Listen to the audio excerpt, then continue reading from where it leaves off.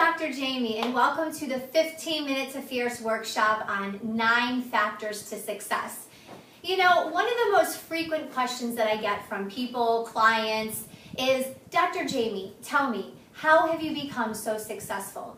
So I actually sat down and I contemplated that for a while and listed out some of the things that hindered my success, but some of the things that also advanced me. And I'd like to share those with you today and be very blunt about what led me to my success, and maybe you can implement some of these tips into your daily life. So let's jump right in today. First, make sure you have a pen and a piece of paper handy. You're going to be doing some activities today and taking some notes. All right, here we go. The first factor of my success, one of the most important things, was you get what you pay for.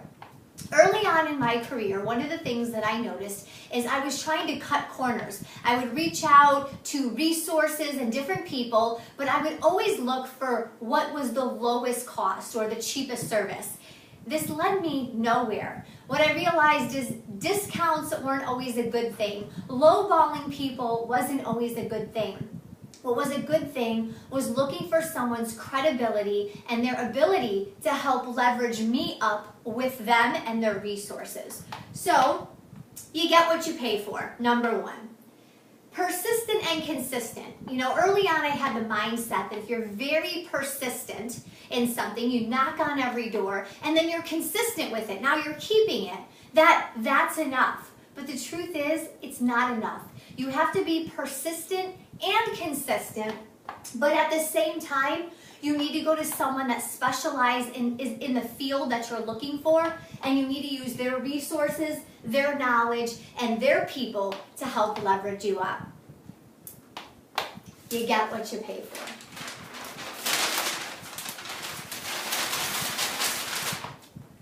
Number 2, key to my success is people are going to say no, do it anyway. The truth is, there's a lot of haters in the world. There are people, haters, that are toxic.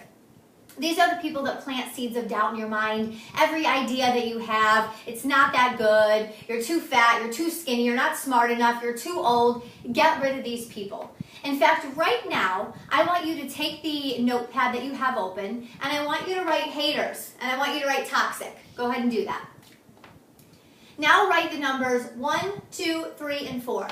Right now, I want you to come up with 2 people instantly in your mind that are haters, that are toxic to your dreams, that are toxic to your success. Do you have those written down? Excellent. So now the remaining 2, it might take you more time to think about these people. But as you go about your day, think about the people that plant seeds of doubt in your mind or hinder your success, and go ahead and add those to this list. These are the people you need to rid of completely, or you need to begin setting boundaries with in order to achieve. I had to do that, and I can tell you it's not easy, but I had to be consistent with it and get rid of these toxic, negative people in order to advance forward. Who else? Who else is going to say no, but you need to do it anyway? Well, believe it or not, it's actually people that you love. And I've made a few notes here that I want you to put under people you love. Number 1, be respectful. They mean well. Their intentions are well. Most people do not want to take a risk. Most people don't want you to see you risk your family, your business, or your money. So they mean well. Be respectful when you talk back and forth with them about your dreams and when they sort of reject it or tell you no. Number 2, don't over-explain your goals. These are the people you don't want to get into a dinner conversation at Thanksgiving or Christmas or Sunday, for goodness sakes. You don't want to talk about your dreams and goals. It sounds bad, but the truth is, when you open that door to begin that discussion, you're allowing input and feedback. So remember, if you allow that feedback, you need to be respectful to what they're saying because they mean well. You don't need to over-explain this and that and where you're going and why it is a good idea and they're completely wrong. Be respectful and let it go. Don't over-explain. And number 3, you want to make sure you have a standard response. So if you do open the door by accident in talking about a dream, hey, this is what I'm doing next. If you know they're going to say something negative, have a standard response. You know what? That's a good point. Let me take that into consideration. And just end it with a period and be done with it. But march on in the direction toward your goals. Number 3.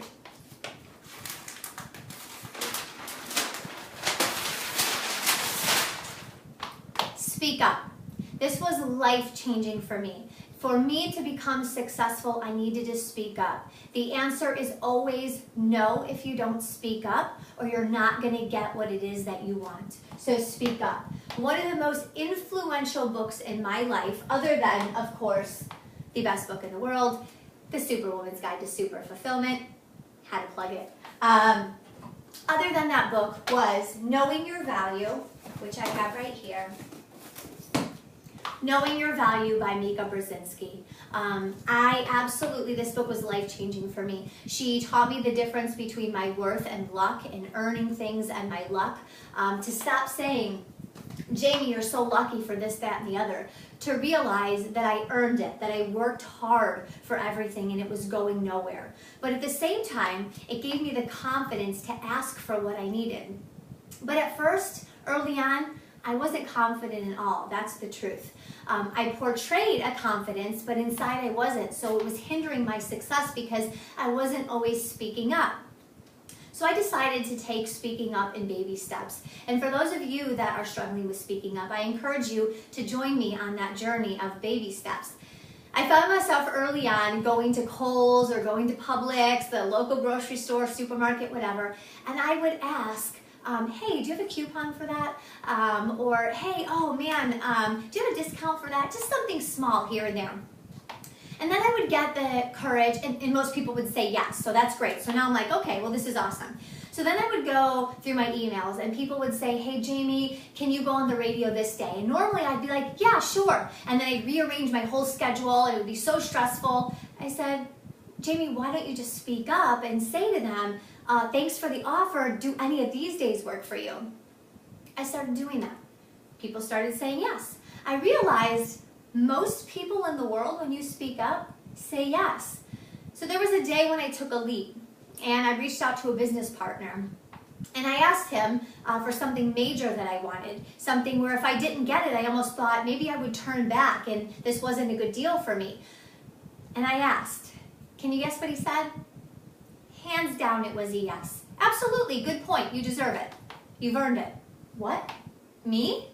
I realized I could have lost thousands or tens of thousands of dollars by not speaking up in that situation. And that book gave me the courage to do it.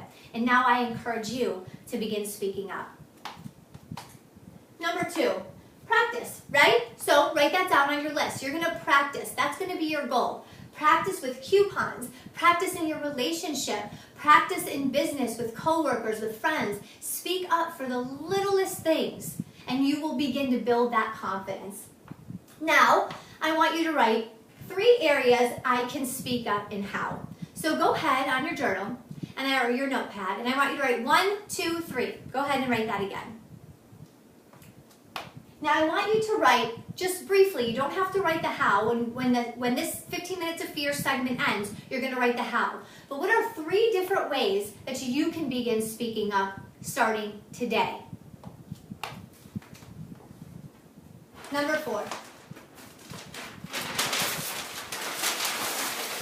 I had to do it. Exercise. Is this not in every 15 Minutes of Fears? I think it is. Exercise ties to absolutely everything, and it tied to my success majorly. 1, it helped all this built up stress, anger, frustration, confusion that I had inside, help me burn it off. Help me come back to be a better wife, a better mother, a better me. So exercise was huge. Also, I was more present when I was running, right? Because I'm like gasping for air and I'm just trying to stay alive. But at the same time, it kept me there in the moment and not focused on all these future things I had to do and all this past stuff that was behind me that I messed up on. So it kept me very present in the moment. And so for those of you that might not want to go for a run, there's other things that I do as well that might aid in your success. If you've had a chance to watch some of the other videos that I've done for Dr. Jaime, you'll see that I was big on some of the apps. You can do apps that range from 2 minutes to 60 minutes on your phone. So one of the ones that I use are the Pop Sugar app. And another is a 30-day butt or ab challenge. And every 30 days I try to put myself on a new challenge. And these are not time consuming, but they will help you increase your mood and decrease stress. So your homework is that between today and the end of next week, I want you to either research 2 different apps for exercise, or I want you to go ahead and pick one of these 2 and go ahead and download it on your phone, or any for that matter, but download it on your phone, and let's make steps in the new year to start using this and implementing exercise. Number 5, way to my success, have a slow and steady mindset. This was probably the absolute hardest. I am a go-getter. I am an entrepreneur. I am a life coach. I motivate. I move forward every minute. And if I ever feel like I'm not moving forward, I get so frustrated and angry. But I have to bring it down. And I have to realize the entire world doesn't work on my time schedule. And I have to be slow and steady, that all of my dreams, I can't have them today. Because even if I did, I'd have more dreams, and then I'd want those today too. So often I find myself saying, Jaime, you're going to get through this. Slow down. Slow down for your family. Slow down for your health. Just slow down. And that's what I started doing. I was waiting. I would still be a go-getter. I still go after my dreams, but I realized I have to have a slow and steady mindset. Things will come when they're supposed to come. So slowing down and being patient. Enjoying the journey. That wasn't always easy, but now every day I stop and reflect, what was great about this day? What made this day worth the journey for me? Right, and then obviously I put in here, when you work for something, you're going to have it much longer. So don't just jump to the finish line. Don't just jump to the end. Work for it. Work for it and enjoy the journey, and you're going to have it longer because you earned it. All right, number 6. Use your support systems, right? Okay, the old superwoman, the old me, I told everyone I could do it by myself. I realized there's no certificate and there's no award that I get for doing it by myself. Why was I doing it by myself? So the new Jaime, the new Dr. Jaime has decided I'm going to use support systems. If my husband says he's going to help, if my kids say they're going to help, if my PR company is going to help, if the radio show host is going to help, I'm going to let these people help me. Why not? The minute I use supports, I decrease my stress, I leverage myself up. Who can you use? What supports can you use in your life right now? Begin using them, okay? And avoid perfection. When I first allowed people to help me, I held them to this perfection mindset that I held myself to, which was faulty and wrong, and I burned bridges. People would want to help me, and then I would say, you didn't do it the way I did it. Let me just take that back. Let me just do it. I'll do it quicker. I'll do it faster. I'll do it better. And that burned bridges. So one of the things that I encourage you to do is allow these people to help you do things a little bit different from you. That's okay. But really using your supports and your resources. And I put here, and I want you to write this down too, successful people do not do it all alone. And then number 1, 2, 3, and you can do this at the end, put resources, 1, 2, 3, and I want you to write down 3 different people or resources that you can use in the next 30 days to help you out. All right, number 7, don't internalize setbacks. This is huge. When I was going through my dissertation, one of my mentors said, you're going to be rejected over and over and over again. Don't internalize it. Don't take it to heart. It will shut you down. So now when the world rejects me and says, Jaime, no, that's not a good fit. No, that's not going to work. I say, how can I use this as a learning lesson? How can I readjust myself? This isn't me. I can make this work. This is a learning lesson for me. So don't get discouraged and go into a depression or all this anxiety. Find a workaround. Don't internalize your setbacks. And have a vision board. Something that I have in my home is a vision board. It's up there, and every time I get discouraged for a minute and I find myself internalizing, I say, wait a minute, hold on, it's okay. This is where I'm going. I'm not gonna let these people derail me. And I frequently update my goals so I stay focused on my vision and I don't let the world rip me away from where I truly want to go. No more do I internalize the negative from other people. All right, number 8, network above you. Check out my YouTube video on the importance of networking above you. But the truth is, and being blunt here, I found myself early on networking with people where I would consider at my same level, same revenue stream, same vision, same goals, whatever it might be. So I stayed there because they can offer me what I can offer them. When I became the low man in the room and everyone else I felt was above me, they had bigger dreams and bigger goals and bigger revenue streams and bigger profit margins. I went up and I leveraged myself up with them. They have more resources, more networks, more connections, and they want to help you and they want to help bring you up. So find groups where you can network above you. I wrote a couple down for you. The Young Entrepreneur Council, YEC, and you can also look up the EO as well. Do some research online. In fact, one of the things that I'm going to give you as homework is write 3 groups, 1, 2, 3, and when we end the 15 minutes of Fierce, go ahead and do some research on organizations or groups of people that you can join that are considered above you and network up so that you bring yourself up as well. And remember, you're the top 5 people that you associate with. So think about the 5 people you associate with. Do you want to be like them? Do they follow your same visions and goal lines? If not, maybe do a little bit of a readjustment. All right, and the last one, I know we're at time. Oh, right along the lines of exercise. How boring sometimes, reading.